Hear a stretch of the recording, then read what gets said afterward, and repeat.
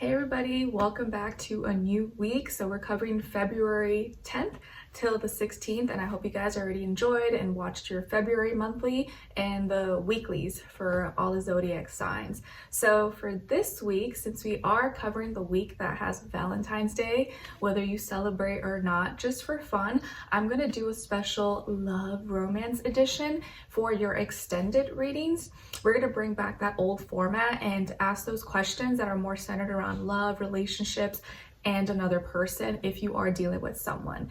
And so that can still apply whether you're in a relationship, or maybe you're just dating, or you're talking to someone, or maybe you had a recent separation, or maybe your future person. So the questions that we're going to ask is first, what the overall energy is between you and the other person, what they are thinking when it comes to you, how do they really feel about you in their heart and soul, what they don't want you to know that maybe you should know, and what their next action or move will be towards you, and then your advice on the whole situation. So those will be questions that we will cover in the extendeds for each weekly individual sign. So hopefully you guys will like it. I thought it would just be fun to bring it back, since, you know, if you're an OG or if you've been around for a long time, that was how I started my whole channel. Like, my whole channel and videos were basically love readings.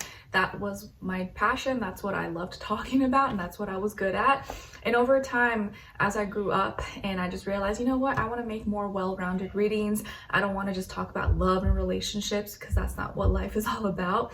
Although I know I have, I'm a hopeless romantic, and many of you are as well. I think it's a healthier reading to have other elements, life, health, finances, things like that, which may not be as like appealing and as fun maybe, or get more clicks, views, and attention as like other things. But I feel in my heart and soul that is a healthier way to go about it, and more true to me and where I am in my life. So I thought it'd just be fun to bring that back for maybe some of you who missed that format. And I'll still do it from time to time, and but it's not going to be like the main focus all the time in the extendeds, because I think the way I'm doing it now is a little more like well-rounded and general and can apply to anyone. Okay, so for this week, let's get into the weekly astro energies and see what's going on in the sky for all of us this week. Okay, so starting February 10th, so Monday, in my time zone, you guys know I'm in the US, but Eastern time, since I'm in Indiana, in the state of Indiana. So on February 10th, this week, basically it started off the week, the 10th and the 11th, both Mercury and the Sun are going to be squaring Uranus. That's in Taurus, and Uranus last week, right, we saw it went direct.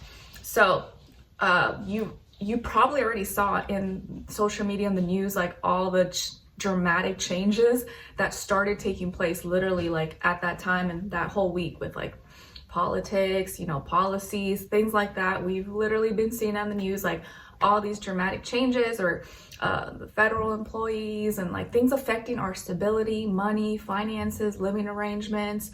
All that stuff has been like completely shifting and changing on like a global level, your country, maybe your personal life, or your neighbors, or people that you know. So starting this week, we are starting with more tense energies in the sky, because both Mercury, how we're thinking and communicating, and the Sun, our actions and what we're kind of seeing, are directly, not directly opposing, but we feel that friction and that tension with Uranus and Taurus, because Aquarius, Mercury into the Sun is in Aquarius, fixed air, and Uranus is in Taurus, fixed earth, where it doesn't like to be. And actually Uranus is home in Aquarius, so it's playing in it's in an energy that it's not comfortable in, right? Like things, when things are affecting our stability, our security, our money, our living arrangements, those are things we're not trying to change. Those are things we want to remain consistent, stable. So in these first few days, we're definitely kind of feeling that tension and having to learn that sometimes you can't just be different for the sake of being different, or rebelling on things that maybe affect your stability, your security, or you're going to have to mesh those two, blend those two together, or pick your battles. Do like certain things when it comes to your job, your money, your stability, these are things that everyone to a certain degree has to change at this time, or has been changing, has been updating, and that is really uncomfortable. And at the same time though, where our mind is at and our actions, we're at the same time feeling like we need to rebel, we need to do something different, we have to associate or disassociate, but those two energies kind of bring friction and don't really work that well together at this time. But you can learn from it. You have to learn how to like, okay, I can still be different and be unique and original, but also maybe mix that in with my stability, my security. Maybe there's a way I can kind of do both, or kind of find a balance here. Like still be my own unique original self, but still build something stable for myself at the same time without fully selling out, or without fully disregarding my bills, my life, my school, you know, my work. Whereas like we can find a balance, we can mesh the two together, and not just completely isolate yourself or detach, or completely be like, oh, well, I don't like these people, I don't like how they think, so I'm just not gonna do that. Like, well, you still got to go to school, you still got to go to work, you still got to learn how to mix and blend the two together, regardless of like what you're thinking. Or maybe those people, you know, those people at work, at school, yeah, they may not have the same perceptions, they may not have the same ideology or have the same religion or think the same way as you, but you have to work with them. You have to kind of deal with it and find a balance, even if you're not like buddies.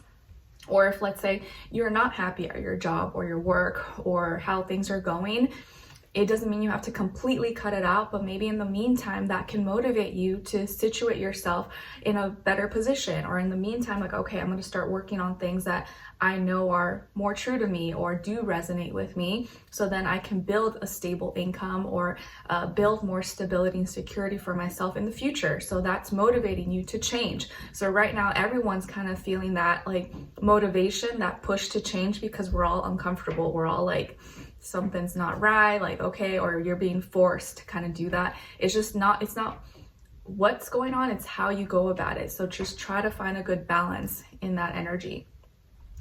And we also have Mercury in Aquarius that's going to be trining Lilith, which is probably a good thing here.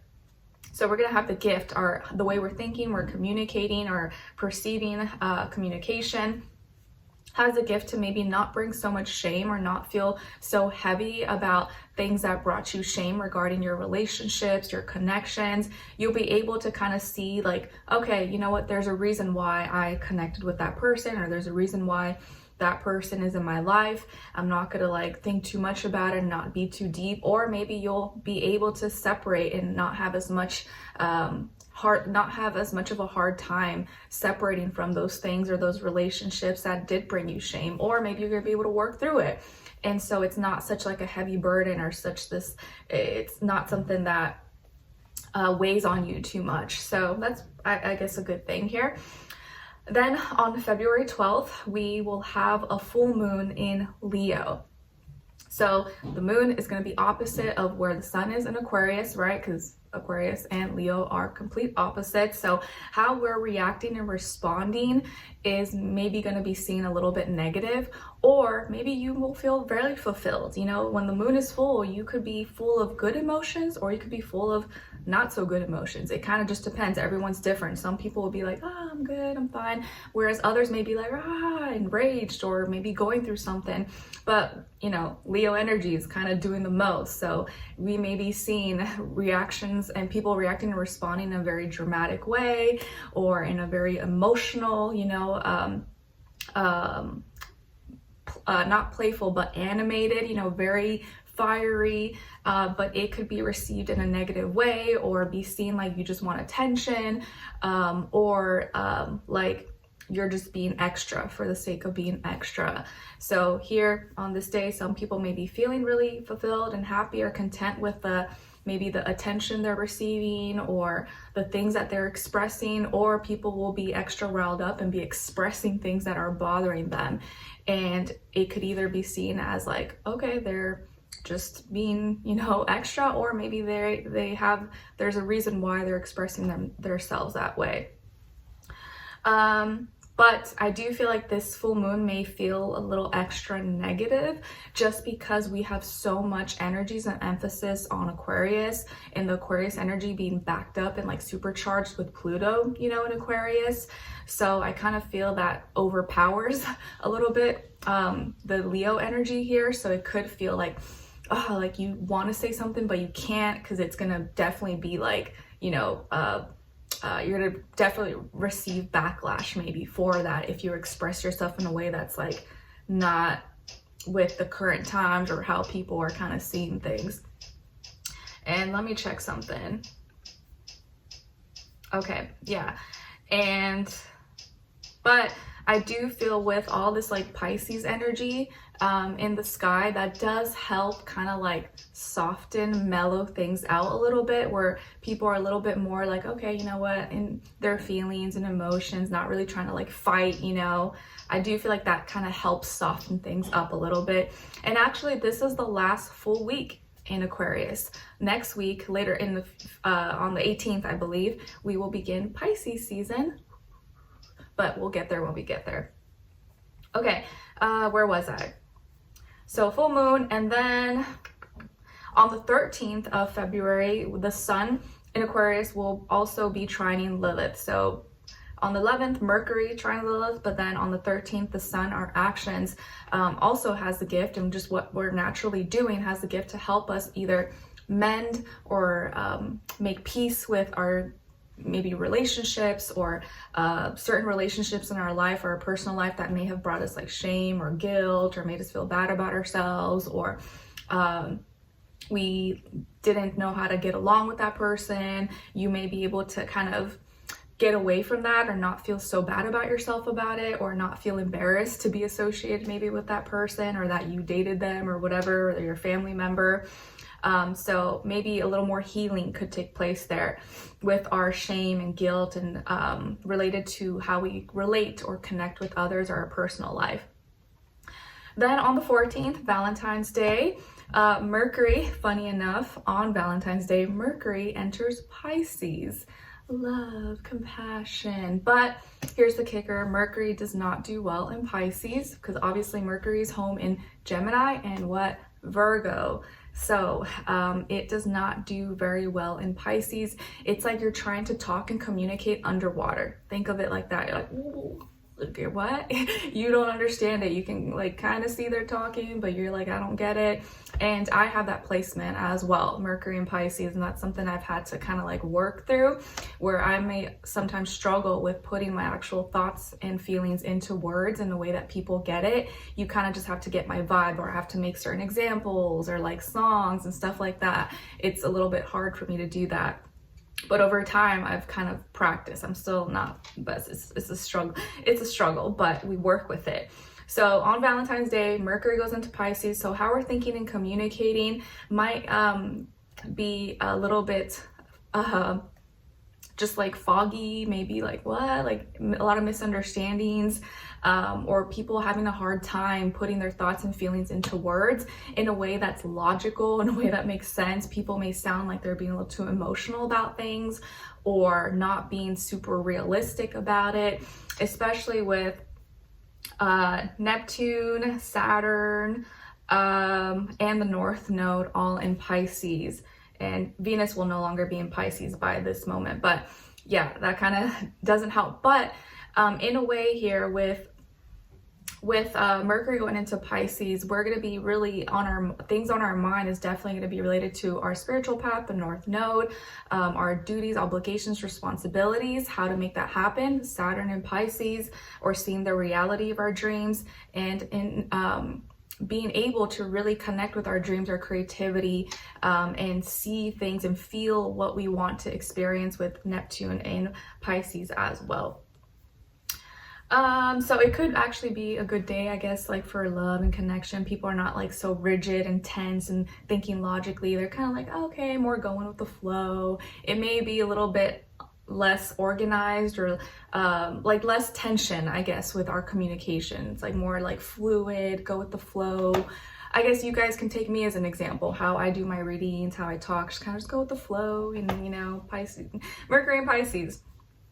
Okay, and then I have here written down on the 16th, so at the end of the week, we will have Pallas, the asteroid, going into Aquarius, and that's also my placement as well in my natal chart. And as you know, Pallas is like the warrior of justice and like the universal energies, so we may feel more like a warrior and want to fight for that Aquarius energy, being unique, original, rebelling, associating with the right groups, ideas, disassociating with things that don't resonate with us. So a lot more Aquarius energy influences in the sky here. All right, and more maybe protective of that, like, no, I want to be me, I'm not trying to follow the crowd.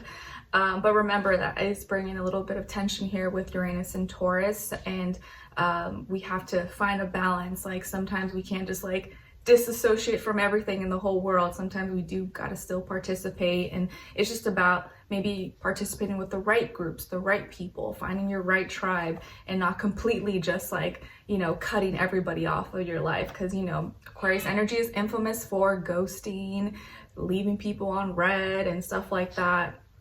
And I'm kind of guilty of that. Like, I'm not the best texter. I'm really not. Like, I sometimes will text, but these days I don't text anybody except maybe my family and stuff. But yeah. And what else? So that is all. And then next week on the 18th, yes, we will begin Pisces season. So this is the last full week in Aquarius season. And then we'll get closer to my birthday season. Woot! All right, so we are gonna go straight into your weekly individual readings. So I'll see you guys there and talk soon.